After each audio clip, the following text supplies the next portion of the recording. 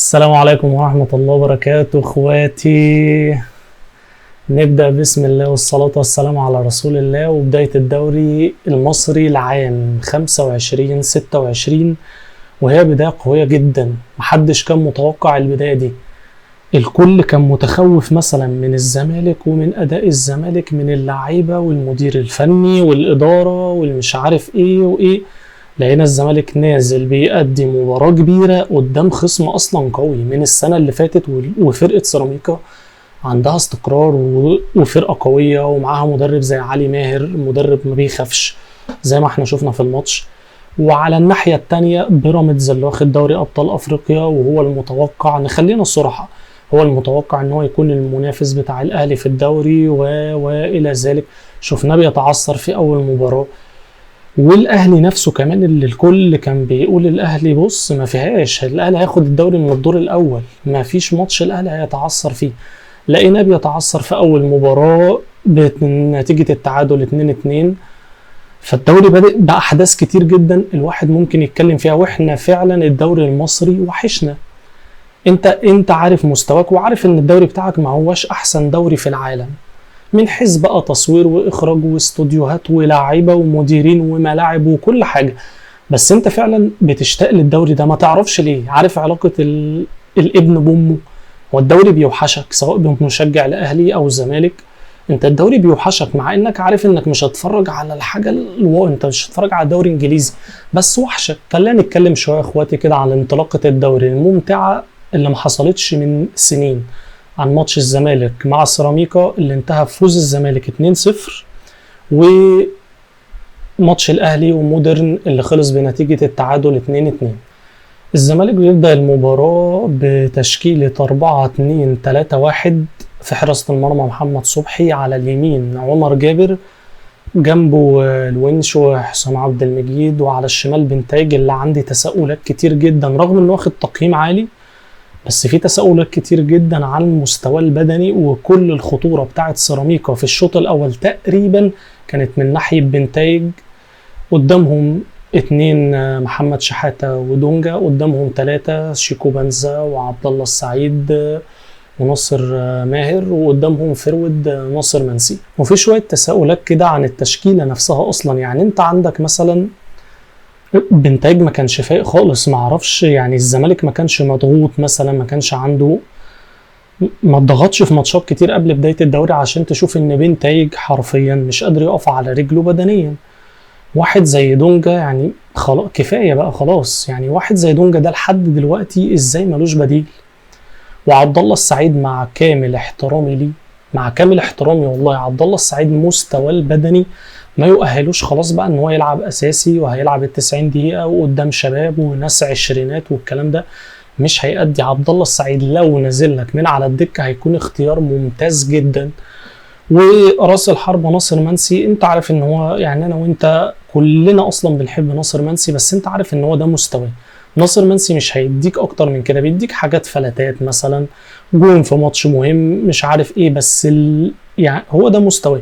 بس ميزة ناصر منسي ان ناصر منسي ما بيبخلش باي مجهود في الماتش. ناصر منسي على قد مستواه هو بيجيب 100% بتاعته. الماتش بيبدأ في اول 10 دقائق حرفيا الكرة 50-50 ما بين الزمالك وسيراميكا، لحد ما بعد كده بنشوف ان في الكابتن علي ماهر ضاغط الزمالك جدا، ضاغط ب5 قدام على خط الدفاع، والاثنين نص الملعب محمد شحاتة ودونجا.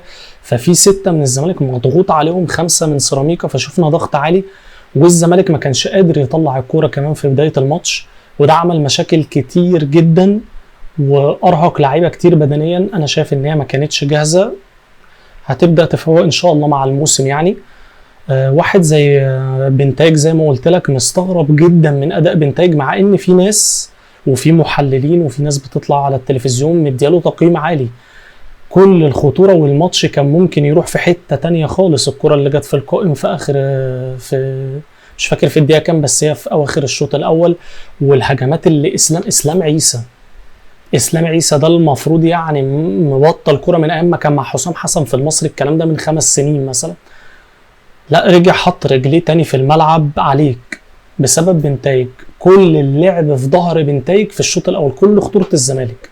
يعني عمر جابر الى حد ما ماسك نفسه، واقف صح في الملعب شويه وماسك نفسه، انما بينتج كل اللعب من وراه. خطوره اسلام عيسى وخطوره سيراميكا عموما في الشوط الاول كله كانت من ظهر بنتايج. الشوط الثاني بيبدا وحرفيا الزمالك ما كانش ليه اي خطوره خالص غير هجمه واحده من كان افوق واحد في الشوط الاول وهو ناصر ماهر، كوره اللي هو شاطها اللي هو عدل وسطه، لف وسطه كده وقام شايطها، جت في البعيده كده، جت جنب العارضه، كان شكلها حلو قوي. دي كانت فرصه الزمالك الوحيده تقريبا في الشوط الاول. الشوط الثاني بيبدا وفعلا الزمالك بيبدا يتدارك الموقف ويقف على رجليه شويه. الزمالك كان مخطوف جدا من سيراميكا في الشوط الاول، بدا يتدارك الموقف ويقف على رجليه وينقى الكوره لحد ما الكابتن علي ماهر عمل تبديله هي دي اللي ركبت الزمالك حرفيا في الجيم من وجهه نظري. في الدقيقه حاجه و60 علي ماهر قام مطلع عمرو السوليه.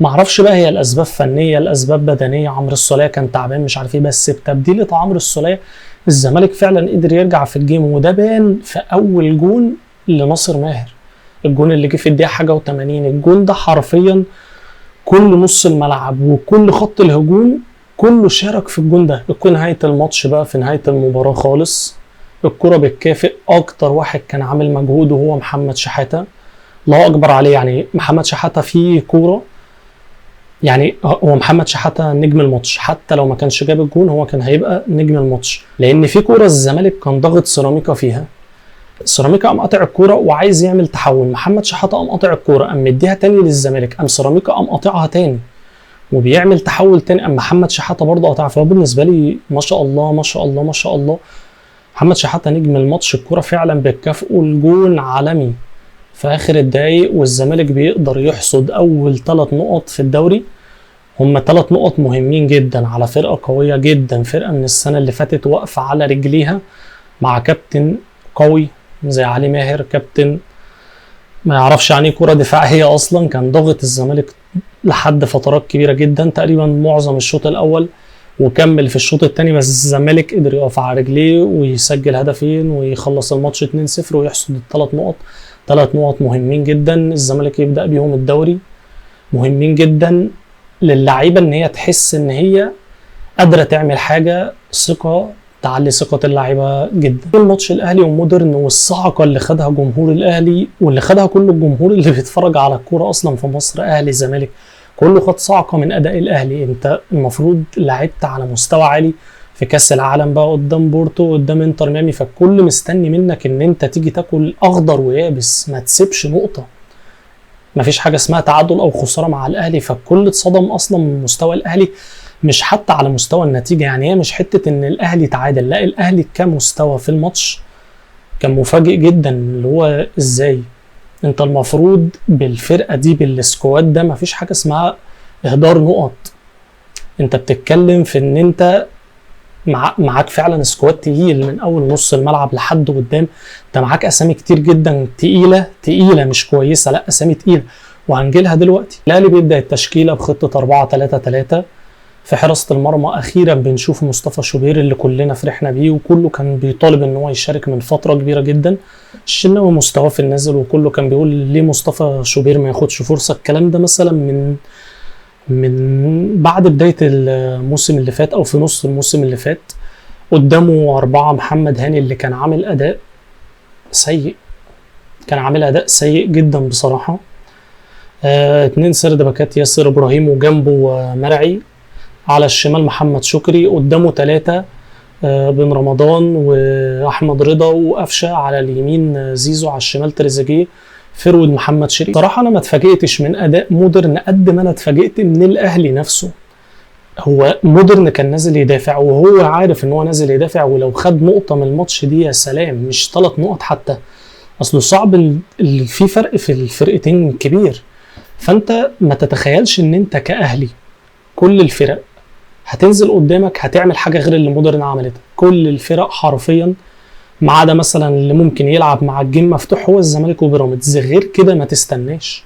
فلاعيبه الاهلي بمدرب الاهلي كانوا متفاجئين من ايه؟ انا نفسي اصلا ما اعرفش، غير ان في اداءات فرديه اللعيبه في الملعب كانت صعبه جدا يا جدعان. زي ما قلت لكم محمد هاني كان عامل ماتش سيء جدا، قفشه كان عامل ماتش سيء جدا، تريزيجيه كان عامل ماتش سيء جدا، محمد شريف ما ظهرش.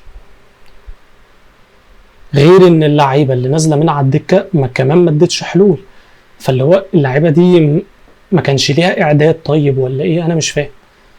طب المفروض لاعب كاس عالم انديه مع الفرقه، فانت قريت الفرقه كويس، المدرب الفني طبعا المفروض قريت الفرقه كويس، فالدنيا المفروض كويسه. انت مش جاي على الدوري على طول فانت بتتفاجئ من مستوى الدوري، لا ده انت جاي من مستوى اعلى، وما تتوقعش ان في فرقه هتلعبك جيم مفتوح زي ما قلت لك، غير ممكن بيراميدز وزمالك، دول ممكن اللي يجاروك ويبقوا فعلا عايزين يكسبوك، لان دول اللي هيبقوا عايزين يحققوا دوري. انما بقيه الفرق لا، هتبقى كل املها من الاهلي بالسكواد ده ان هي تاخد نقطه. انت بتتكلم على فرقه فيها في نص الملعب طبعا، بتتكلم على فرقه فيها بن رمضان، بتتكلم على فرقه فيها امام عاشور، حسين الشحات قدام، وزيزو وبن شرقي ومحمد شريف واسامه ابو علي وتريزيجيه. مفيش حد هينزل يلعبك جيم مفتوح. اي حد هينزل يلعبك جيم مفتوح هو عارف اللي فيها، هيتعبى 3-4 ويخسر الثلاث نقط ويتكل على الله. والاهلي بيهدر نقطتين في بدايه الدوري مهمين جدا، ممكن يأثروا على اللقب وممكن يأثروا على المنافسه قدام شويه، ده اللي هنعرفه طبعا مع مجريات الدوري. النقطه بقى اللي الواحد عايز يتكلم فيها بجد يا جدعان هي نقطه زيزو وتعامل الجمهور معاه. الحته دي صعبه جدا جدا جدا، لان انا وانت واي حد في الدنيا ما يقبلش الغلط في اهله. انا وانت عارفين ان انا وانت مثلا كاصحاب كقرايب، حتى انا يعني كلاعب كوره ومشجع، حته ان انت هتغلط فيا انا هتقبلها عادي جدا. انا كلاعب كوره هتقبلها عادي جدا. يعني لما تقول لي يلا يا لاعب مبطل، يلا يا لاعب كذا، يا جعان، يا مش عارف ايه، كل ده انا هبقى متقبله عادي واعديه عادي، لان هي حاجه هتيجي فيا انا. انما لما بتيجي في اهل بيته، وبالذات يا جماعه في ستات، الموضوع بيبقى صعب جدا. ما اعتقدش ان في بني ادم سوي او بني ادم عاقل او ناضج او هيقبل ان يتغلط في اهله، او اللي هو زوجته، بنته، مراته، والدته. ما اعتقدش ان في حد هيقبل الغلط في الحته دي خالص. فيا ريت اتحاد الكوره واللجنه المنظمه والادارات والتعامل مع الموضوع ده يكون حاسم، لان الواحد مش عايز يشوف بصراحه المنظر ده تاني. بس يا معلم، ولو الفيديو عجبك ما تنساش تعمل لايك وسبسكرايب يا حبيب اخوك. شكرا.